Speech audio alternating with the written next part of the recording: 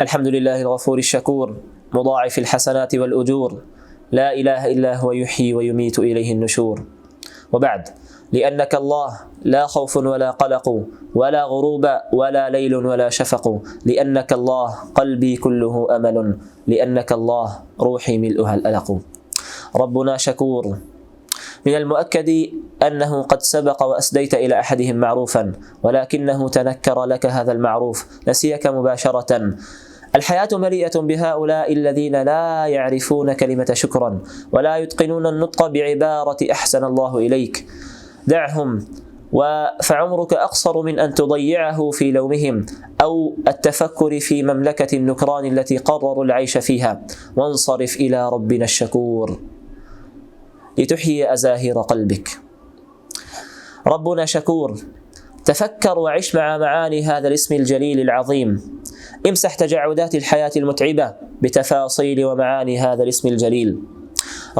ربنا سبحانه وتعالى يأمر العبد بالعمل الصالح الذي فيه صلاحه وصلاح دنياه وآخرته، فمن المؤكد أنه يجب أن تكون أنت من يشكر الله عز وجل على هذا العمل الصالح، لأنه أرشدك إليه ودلك عليه وأصلح حالك به، لكنه سبحانه بكرمه وفضله هو من يشكرك عليه. هو من يشكرك عليه؟ نعم، ربنا سبحانه شكور. كيف يشكرك؟ هذا السؤال تفنى الأعمار دون الإجابة عنه.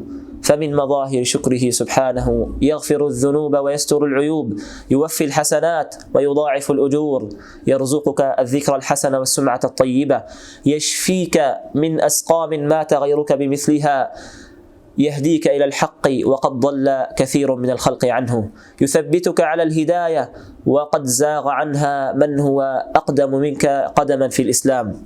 لا إله إلا الله. معادلة حسابية. تأمل معي قوله تعالى: مثل الذين ينفقون أموالهم في سبيل الله كمثل حبة أنبتت 7 سنابل في كل سنبلة 100 حبة. هل انتهت؟ لا، والله يضاعف لمن يشاء. حبة واحدة أجرها 700 حبة. نعم، هذا هو فضل الله تعالى، هذا هو اسم الله الشكور، يضاعف الحسنات والأجور سبحانه وتعالى. حبة واحدة ب700 حبة، لا بل قال أيضا: والله يضاعف لمن يشاء. هذا هو كرم الله، لا يخضع للمعادلات الحسابية الدنيوية، هو كرم إلهي محض سبحانه وتعالى. والحمد لله رب العالمين.